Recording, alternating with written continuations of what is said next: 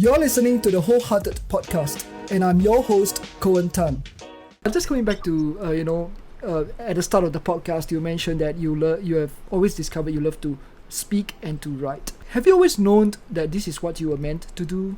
The discovery came as a surprise. And I'm so glad because I heeded the call to write a book.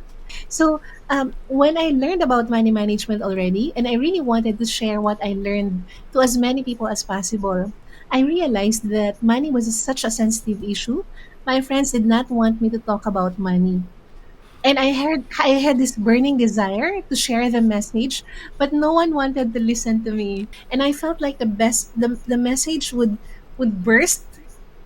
And I really had that excitement and passion to share the message, but how? How can I let this message out and at the same time respect the people's preference, whether they would want to listen to me or not, right?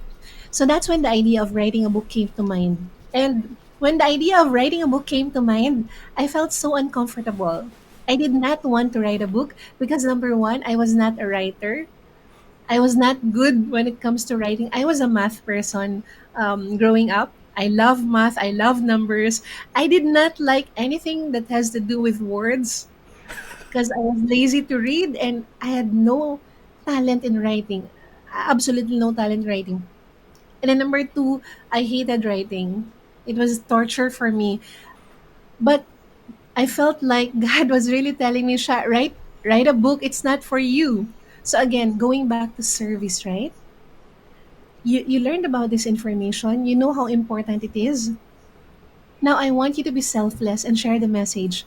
I know you don't like to write. I know it's not your gift, but I'm calling you to write this book. And finally, I heeded the call to write a book. And it took me 3 years to write a book. But in the process of writing my first book, I fell in love with writing. I really fell in love with writing. I love writing. And today I cannot not write. I write every single day. It's such a passion for me.